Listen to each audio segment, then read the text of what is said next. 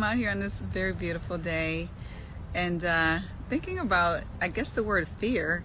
A lot of times we hear that courage is the opposite of fear, and I do believe that. And I absolutely love whoever thought of the whole acronym fear, false evidence appearing real. And I was thinking about my specific fears that I have, and I was really thinking sometimes our fears isn't necessarily completely false evidence appearing real. I mean, sometimes there's real risk that's involved. Like some people have spider phobias, you know, whatever type of phobia that a person may have, there is sometimes a potential risk that is tied to that fear. But the problem is when the risk is paralyzing in a sense that it prevents us from doing what we really want to do. I believe that we all obviously are entitled to take the risks that we want to take with our lives, and every aspect of life entails some level of risk. And so we want to ask ourselves the questions: what experience that we're going to have, what choice is worth the risk, what is the potential investment? So I was especially thinking about this as I'm looking forward to returning back to one of my favorite places, Costa Rica. And one of the things that I did to face my fear of heights was to zip line. And not only zip line, but zip line at 6,500 feet, which even when I hear myself say that, it's absolutely insane. And full disclosure, I wasn't quite sure on the amount of courage it would take over and over again to do this zip lining. I thought it was like this one line because I had never zip lined before.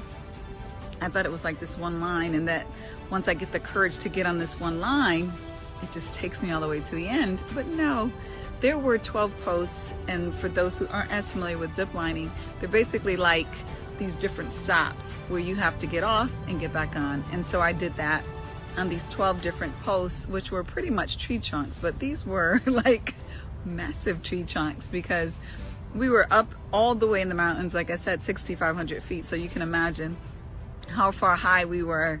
Like we literally drove about 45 minutes just to get to the top, and then we zip lined down. And if I be honest with you, I cried like a baby before I got on the top. I felt guilty as a mom, like thinking, are you really about to do this? This was about 5 years ago, or more than that rather. But I did eventually do it. And I think a lot of it had to do with peer pressure. Not that people were pressuring me directly, but I'm like standing here, there's an 8-year-old kid, a 10-year-old kid, and all these other people, and I'm the only one sitting here frantic and terrified. So it did make me, a little bit more encouraged to do it. And, honestly, my main reason for doing it was to face my fears. I wanted that opportunity to face my biggest fear. And I thought that was a really cool way of doing that. And so I ultimately did it. It was an amazing, absolutely amazing experience, a humbling experience, if you can imagine, of just being up there. It was beautiful. The trees, the water, just seeing heights, seeing a view that I've never seen before. I've been in planes, that's far high, obviously, and you feel far more protected. And I've been on ground looking up, but it's a very interesting angle to zip line that high up, whereas you're much higher, obviously, while at the same time being aware that there's a bottom that is right there as well, or not right there, but a lot further than right there. And interestingly, they give you a helmet, but the helmet, I mean, between me and you, it's like, I don't know how much the helmet really would have done, if, God forbid, there was any type of fall. But that being said, do I think I'll ever do it again? I probably won't. But I started thinking about it. Now I'm planning another Costa Rica adventure trip, and they have these beautiful, I cannot believe they're the exact word, but they're bridges, but they're bridges that you walk on, but they're not like the bridges that you're probably thinking of that are made of this very sturdy wood or metal. It's not that type of bridge, and I wish I could remember, it just slipped my mind, the exact name of the bridges. But they're like the loose bridges. So like they're bridges technically someone could slip on through. They're bridges when you walk, they're wobbly, so you get an idea of those bridges that I totally cannot remember the name of them. And so here I'm again, I'm like, gosh, I have to muster up this courage once again to do this. And you know, a lot of things, you know, that we enjoy, there's always some risk involved, and some things we don't enjoy, there's still some risk involved. Like I said, there's risk in living.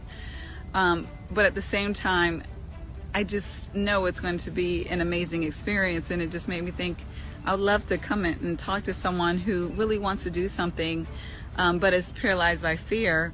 And sometimes we're paralyzed by fear and don't even know it. We just think that it's not in our instinct to do it. We really don't feel like doing it right now, or isn't up to it. And sometimes it's really just fear.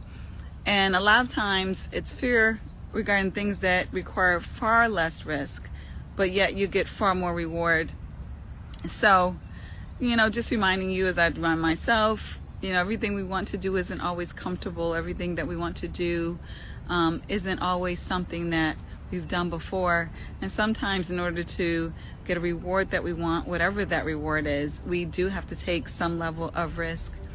So I just hope that you're taking the level of risk that is appropriate for you, that you feel like, you know, perhaps Holy Spirit is telling you is okay for you to take, and that you will be safe in taking, and very importantly, that the reward will be worth the risk. So hope you're having a wonderful day. Take care.